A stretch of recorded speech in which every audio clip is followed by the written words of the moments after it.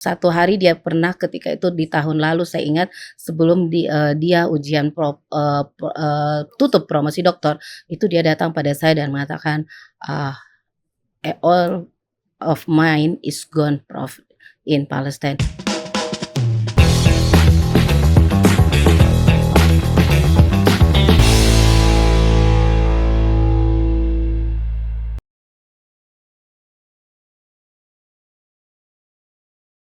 Acara ini dipersembahkan oleh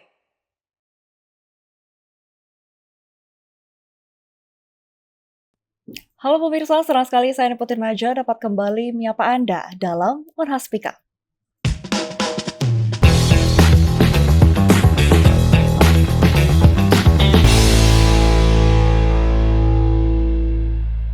Konflik berkepanjangan antara Israel dan Palestina telah lama menjadi isu global dengan dampak yang meluas.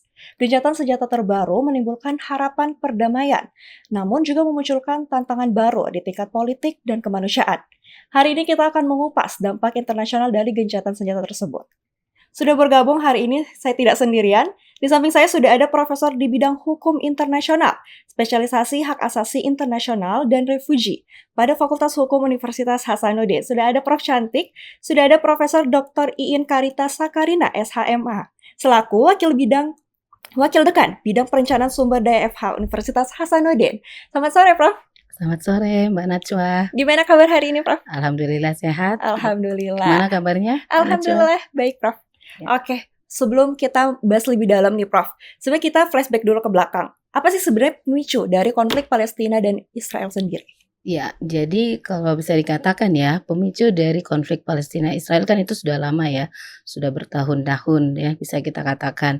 Dan itu pemicunya adalah karena eh, penuntutan atau hak penuntutan hak untuk menentukan nasib sendiri Betul. yang diklaim oleh atau yang diinginkan oleh bangsa Palestina.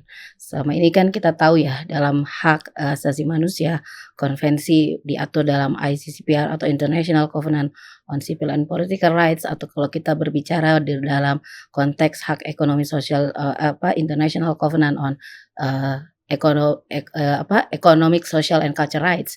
Kedua konvenan ini itu dia mengatur mengenai hak untuk self determination atau yang biasa disebut dengan the right to self determination. Artinya setiap bangsa itu atau setiap kelompok itu punya hak untuk menentukan nasibnya sendiri. Dan itu yang dilakukan atau yang diinginkan oleh Palestina atau bangsa Palestina. Namun kemudian terjadilah seperti pendudukan oleh Israel yang kita kenal sejak tahun 1967 yang disebut aneksasi, dan itulah yang memicu konflik tersebut karena tanah Palestina itu sebagian diduduki oleh Israel, dan sampai hari ini sampai sampai gencatan senjata akhirnya digulirkan ya. Nah, konflik itu kan terus berlangsung terus menerus karena ada yang kita disebut dengan ada konflik perebutan wilayah seperti itu. Iya. Nah, lalu sebenarnya Prof, sebelum ke fokus ke gencatan senjata sendiri, Iya.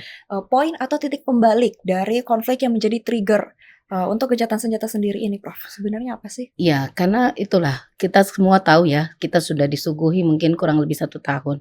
Bahkan kalau saya boleh bercerita, saya tahun lalu itu kita punya mahasiswa kelas internasional, dia adalah mahasiswa asing kami untuk program studi S3 ya, program doktor dari Palestina. Dan beliau itu ya sudah selesai. Tahun lalu dia selesai, tapi jadi dia ada di sini di tahun 2002 ya, 3 tahun sebelumnya, berarti di antara tahun 2022 ya. Nah, pada saat itu sebelum dia datang kan memang sudah ada konflik tapi belum sekencang seperti 1 tahun belakangan ini, di mana kita lihat serangan bertubi-tubi yang ditujukan Israel kepada Palestina. Nah, dan kenapa saya bercerita tentang mahasiswa saya ini, mahasiswa PhD student saya ini, ketika itu karena dia salah satu adalah saya salah satu co-promotor ya, sehingga saya cukup dekat ya, termasuk dalam hal akademik, termasuk kan misalnya ya itu ketika terjadi serangan tiba-tiba di negaranya, yang serangan bertubi-tubi itu, 1 hari dia pernah ketika itu di tahun lalu saya ingat sebelum dia ujian ujian Promosi tutup dokter. promosi doktor, itu dia datang pada saya dan mengatakan, ah, "All of mine is gone Prof, in Palestine." Jadi termasuk semua, keluarga saya, keluarga dekat saya itu bahkan semua saya sudah tidak ada lagi, diserang ya, ikut menjadi korban. Ijazah saya, semua gedung-gedung sekolah saya, semua itu sudah habis terbakar, dan sampai bahkan sampai hari ini, dia itu begitu selesai dia tidak pulang ke negaranya, tidak bisa pulang ke Palestina dan dia sempat pulang, dia sempat, ikut temannya itu di Turki dan kemudian dia sekarang ada di, eee, salah satu di Eropa mungkin di Belgia, ya itu.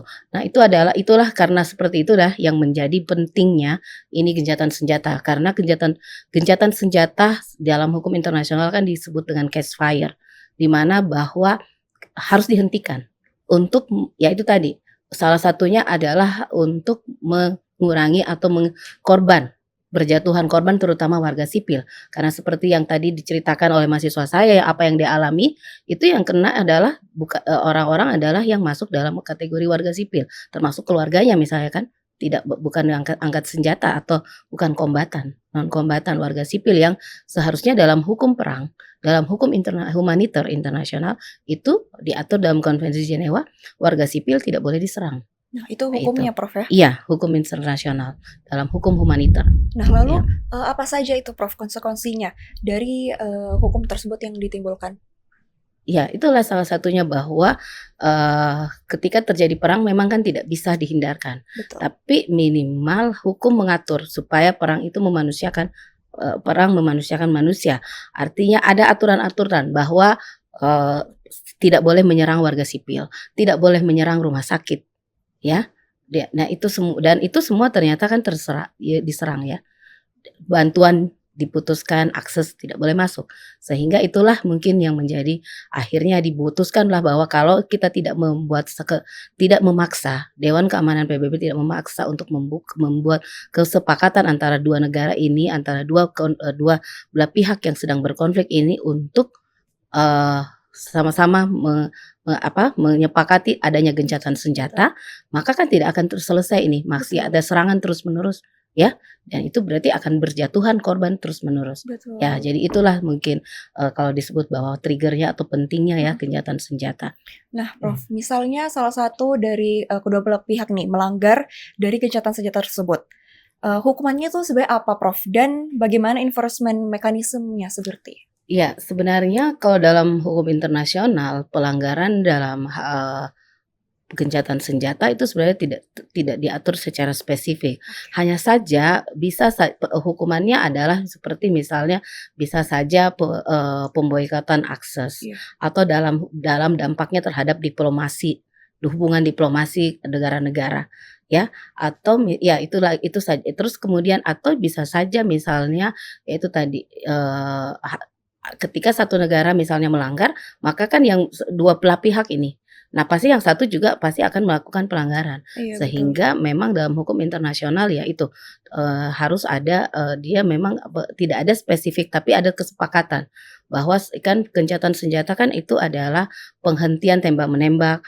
atau penghentian serang-menyerang dalam kurun waktu sementara ataupun bisa seterusnya. Seterusnya. Ya sebagaimana nanti kesempatan, minimal untuk ini misalnya sementara dulu deh supaya, bisa di-stop dulu ini karena keserangan yang terjadi itu bukan hanya bisa misalnya menyerang warga militer atau misalnya, pos-pos militer, tapi kan yang diserang juga termasuk warga-warga sipil, termasuk tadi misalnya rumah-rumah sakit dan pasti korbannya kan pasti berdampak ke semua lini ya, di, kehidupan sosial ataupun di lainnya ya baik di Palestina juga di Israel. Jadi sama-sama kan juga ada korban ya, sehingga memang harus, jadi ketika dinyatakan bahwa dinyatakan ada gencatan senjata, maka harus kedua belah pihak harus berarti menyetop, memberhentikan semua serangan, ya atau menahan diri, saling menahan diri.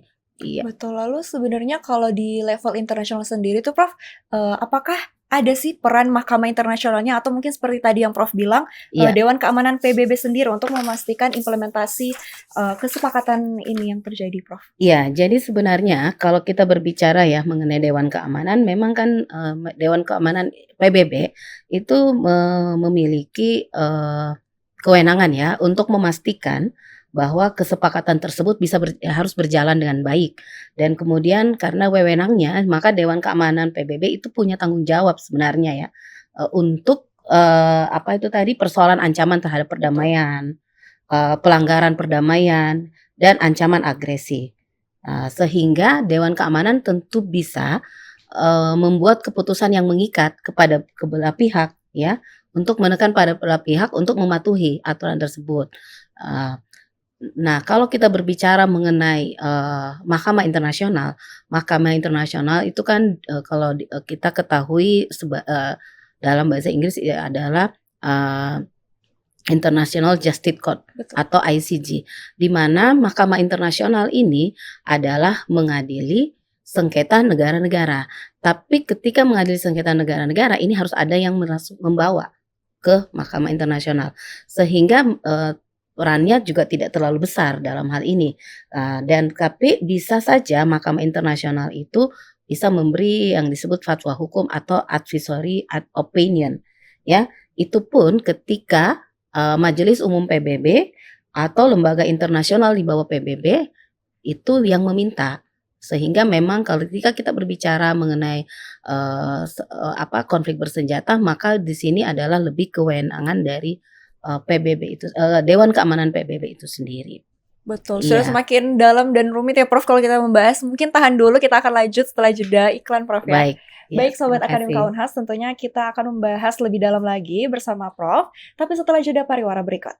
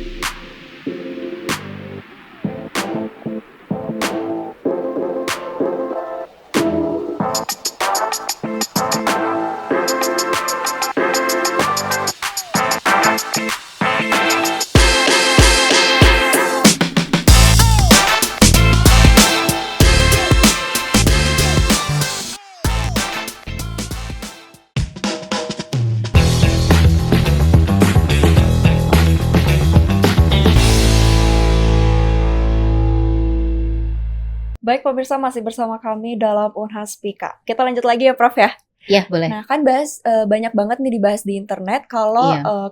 konflik ini tuh kalau untuk dituntut pelanggaran HAM selama konflik ini sulit tuh Prof. Iya. Sebenarnya kalau menurut Prof sendiri itu seperti apa? Seperti ini ya, sebenarnya kalau kita berbicara dalam mekanisme hukum internasional, itu kan, ketika ada pelanggaran HAM itu kan dia bersifat seperti bahwa harus ada pengaduan, Betul. karena harus dibuktikan dan jadi masalah yang menjadi berat adalah untuk pembuktiannya dan bagaimana misalnya membuktikan. Jadi memang harus willing, karena untuk menentukan bahwa satu kejahatan ini adalah pelanggaran berat ya, atau yang biasa disebut dengan extraordinary crime, maka itu harus menarik bukti-bukti. Dan ketika kita berbicara, misalnya kan negara itu nggak bisa dituntut ya, Betul. karena negara kan bersifat abstrak, sehingga yang dituntut adalah aktor atau pelaku Iya. atau ya pelakunya adalah berarti manusia ya.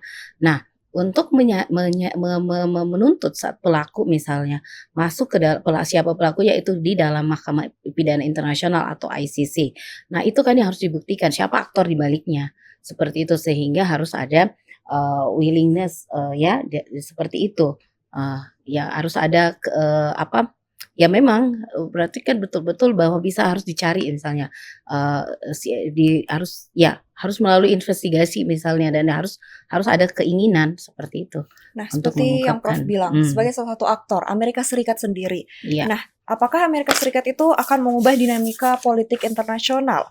Dan bagaimana sih sebenarnya keterkaitan serta dampak dari negara-negara Arab lainnya, Prof? Ya, ketika kita melihat di media, ya media kan terpampang misalnya memberitakan bagaimana posisi Amerika dan bagaimana, sikap Amerika misalnya terhadap, kita bisa katakan bahwa kalau kita lihat dari kacamata, awam gitu bahwa keberpihakan Amerika terhadap Israel itu sangat besar, ya dan kemudian di mana Amerika juga memegang posisi yang penting di dalam Dewan Keamanan PBB sebagai pemegang hak veto, ya. Betul. Sehingga kan putusan-putusannya pasti berpengaruh atau ketika misalnya ke Dewan Keamanan PBB mengeluarkan putusan itu, ya, dewan apa, yang negara yang memiliki hak veto ini kan bisa menganulir atau bisa membatalkan putusan.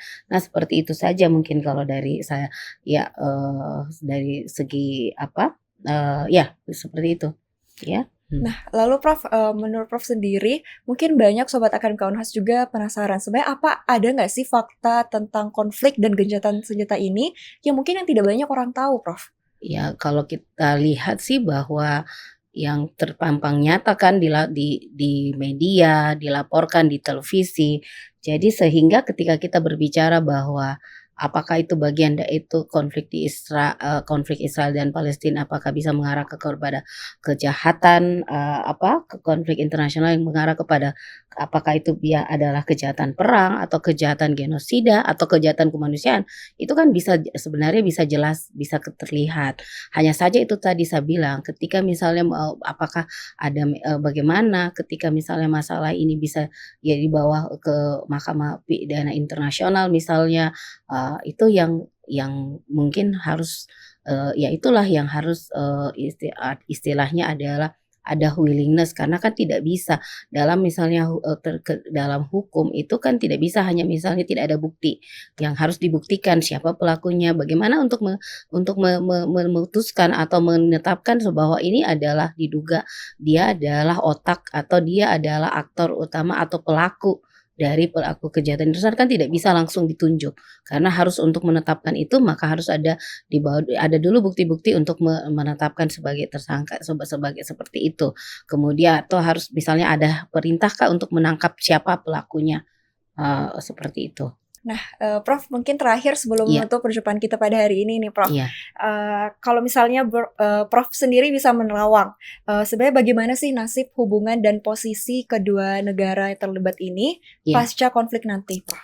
Ya harusnya kan ketika kita konflik gencatan senjata ini kan terjadi karena ada yang disebut dengan istilah two state solution bahwa negara harus dua-dua negara ini dua-dua yang berpihak yang berkonflik ini harus harus sama-sama harus sama-sama ya, eee, sepakat untuk bisa mengakhiri dan kemudian maka ya tapi ini hanya bisa dilakukan ketika misalnya, eee eee, Israel dalam hal ini juga bisa menerima, bahwa Palestina itu punya kedudukan yang sama sebagai juga dan dia memang kan Palestina kan sudah punya hak itu sudah diterima oleh, Majelis Umum PBB kan sebagai satu jadi dia juga sudah bisa dipandang juga sebagai satu negara yang punya hak yang sama seperti itu.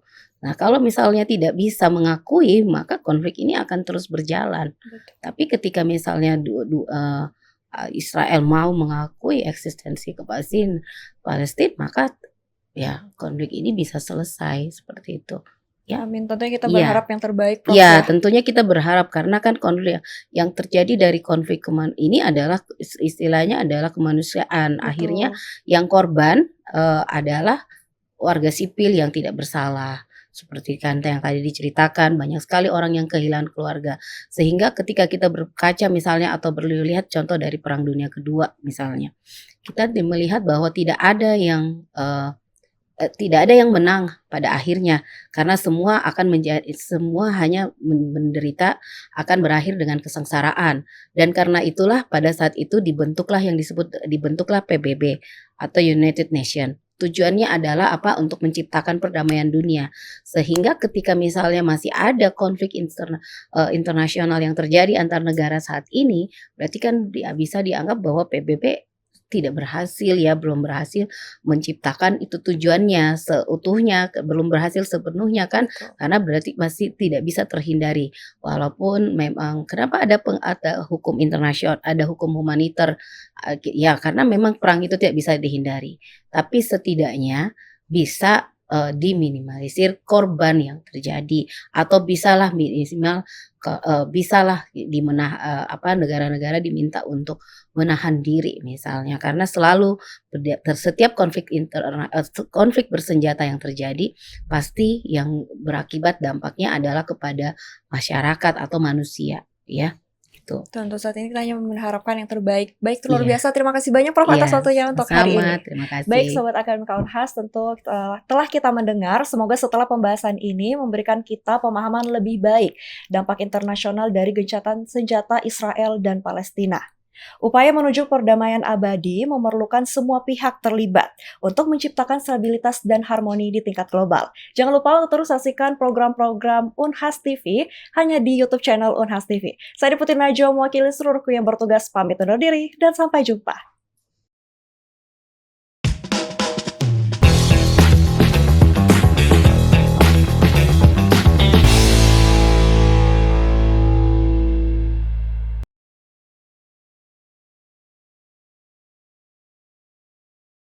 Acara ini dipersembahkan oleh